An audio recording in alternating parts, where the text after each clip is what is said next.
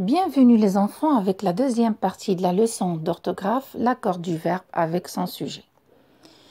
Mais avant d'entamer cette leçon, faisons d'abord un petit rappel de la première partie, là où on a vu que le verbe s'accorde avec le sujet, qui peut être un pronom personnel ou un groupe nominal ou des groupes nominaux unis par la conjonction de coordination « et ». Cette fois-ci, nous allons voir que le verbe s'accorde avec le sujet, quel que soit l'emplacement de ce dernier.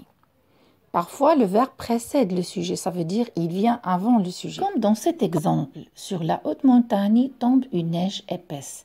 Cette phrase comporte deux groupes nominaux, la haute montagne et la neige épaisse.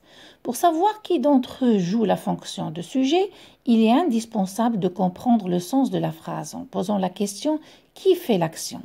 Et bien évidemment, c'est la neige épaisse qui tombe sur la haute montagne. Alors le verbe tomber va automatiquement s'accorder avec le groupe nominal une neige épaisse.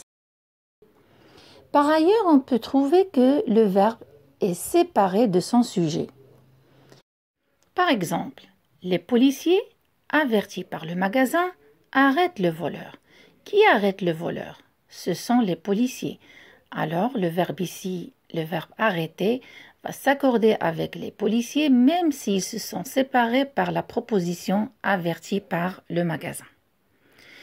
En outre, on peut trouver un verbe qui peut avoir plusieurs sujets.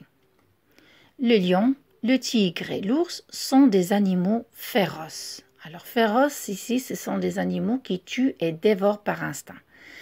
Mais retournons ici vers le verbe être. Alors, il s'est accordé avec les trois sujets, le lion, le tigre et l'ours, c'est pour ça qu'il s'est conjugué à la troisième personne du pluriel. On peut trouver qu'un sujet peut avoir plusieurs verbes. La maîtresse écrit, explique et corrige les exercices.